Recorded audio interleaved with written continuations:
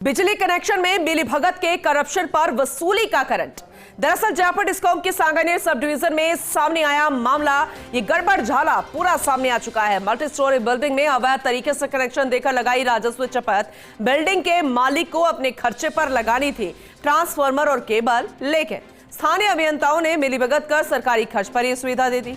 करीब 2 साल पहले बिल्डिंग को 45 केवी का जारी किया कमर्शियल कनेक्शन।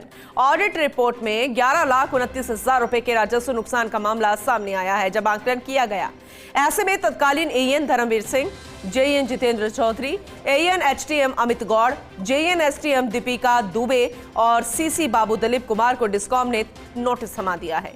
7 दिन में स्पष्टीकरण मांगा है, जिसमें संतोषजनक जवाब न मिलने पर वसूली होगी। राजस्व को लगाई गई है 11,29,000 रुपए के डिस्कॉम कार्मिकों के वेतन की अवसूली होगी। लेकिन पूरा मामला आखिर सामने कैसे आया? जब आकलन किया गया तब, लेकिन कोई ना कोई शिकायत जरूर मिली होगी इस मिलीभगत की, क्योंकि बिजली कनेक्शन में यह मिलीभगत किया गया है। करप्शन पर वसूली का करंट अब लगेगा, क्योंकि मिलीभगत गड़बड़झाला खुलकर सामने आ गया है।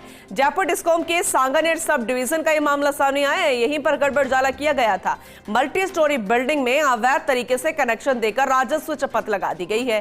बिल्डिंग के मालिक को अपने खर्चे पर यहां पर ट्रांसफार्मर और केबल लगानी थी, लेकिन स्थानीय अभियंताओं ने मिलीभगत कर सरकारी खर्च पर उसे सुविधा दे दी। आखिर स्थानीय अभियंताओं ने ये मिलीभगत क्यों की? किसकी शय पर की? या फिर नजर उस बिल्डिंग के मालिक पर? आखिर उस पर किसका आशीर्वाद रहा? क्योंकि सरकारी खर्च पर यह सुविधा दे दी गई है और करीब 2 साल पहले बिल्डिंग को 45 केवी का जारी किया गया कमर्शियल कनेक्शन। ऑडिट रिपोर्ट में 11,29,000 रुपए के राजस्व का नुकसान का आकलन सामने आया है। अब गाज तो गिरेगी, वसूली का करंट भी लगेगा, लेकिन उससे पहले जो सही तरीके से होना चाहिए था बिल्डिंग के मालिक की तरफ से, ट्रांसफार्मर और केबल, वो नहीं किया और स्थानीय अभियंताओं ने मिलीभगत करके उसको सरकारी फायदा दे दिया है। सरकारी खर्च पर सुविधा दी गई है। ज्यादा जानकारी लेंगे, हमारे एसोसिएट एडिटर विकास शर्मा हमारे साथ जुड़ चुके हैं, उनसे समझेंगे पूरे मामले को। विकास जी, वसूली का करंट तो लगेगा ही, लेकिन चंद नाम भी सामने आ रहे हैं और गड़बड़झाला भी खुलकर सामने आ गया। लेकिन ये शिकायत किसकी? क्योंकि 2 साल पुराना मामला, कैसे पूरा खुलकर मामला सामने आया? जरा पूरे मामले को बेहतर तरीके से बताइएगा। देखिए, बिल्कुल पूनम जी, ये जो मामला था बड़ा चौंकाने वाले मामला है। मामला इसलिए बहुत गंभीर होता है कि अगर इस तरह की प्रवृत्ति अगर फील्ड में होती है तो डिस्कॉम को कितना चूना लगाया जा रहा है। ये तो चलो एक केस पकड़े में है, लेकिन इस तरह कितने केस होंगे जो कि इस तरह से कृत्य करते होंगे। बड़ा आश्चर्यजनक मामला था। बिल्डिंग है, बिल्डिंग का इलेक्ट्रिफिकेशन होना था, इलेक्ट्रिफिकेशन होकर के ये जो कनेक्शन जो है वो किया जाना था। उस कनेक्शन को करने के बजाय, वो प्रक्रिया को अपनाने के बजाय जो अभियंता है, चाहे वो एसटीएम के अभियंता है, सहायक अभियंता कार्यालय सांगानेर का ये मामला है, या फिर जो पोइंडम के अभियंता, उन्होंने सबने आपस में मिलीभगत करके एक बड़ा कह सकते हैं खेल आचार, खेल के चलते इन्होंने जो बिल्डिंग का इलेक्ट्रिफिकेशन कराने के बजाय सरकारी खर्चे पर ही ये पूरी प्रक्रिया अपना दी। चाहे ट्रांसफार्मर लगाने की बात हो, चाहे केबल डालने की बात हो, ये तमाम तरह की चीजें जो है वो उन्होंने अपने जो सरकारी तंत्र का खर्चा होता है उस पर ही इसको शो कर दिया, जिसके चलते डिस्कॉम को तकरीबन 11 लाख रुपए से अधिक का चूना लगा है।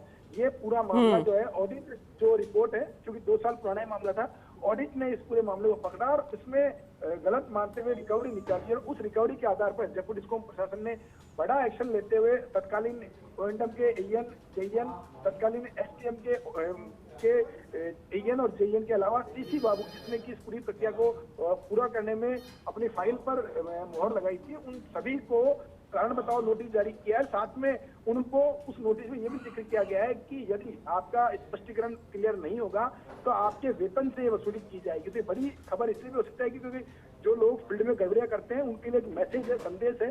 Jaipur discom CMD RP Dogra तक ये पूरा मामला पहुंचा था और उसके बाद में उन्होंने सख्त निर्देश दिए थे कि ऐसे मामलों में किसी भी तरह की कोताही बर्दाश्त नहीं की जाए। जो भी जिम्मेदार लोग हैं उनकी तनख्वाह से इस तरह की वसूली हो, ताकि वो आगे में दिनों में कोई अगर इस तरह की कृत्य करता है तो उनको एक नजीर बने इस तरह का सख्त कदम उठाने से। विकास जी, ये बहुत ही महत्वपूर्ण और गंभीर खबर आपने पहुंचाई और ये भी बताया कि अब गाज कैसे गिरेगी, वसूली का करंट अब इनको कैसे लगेगा। लेकिन ये कैसे संभव हो जाता है? स्थानीय अभियंताओं द्वारा मिलीभगत कर ली जाती है या फिर बिल्डिंग मालिक को किसी तरीके का बड़ा कोई आशीर्वाद, कैसे हो जाती है मिलीभगत? जरा ये भी समझाने की कोशिश कीजिएगा।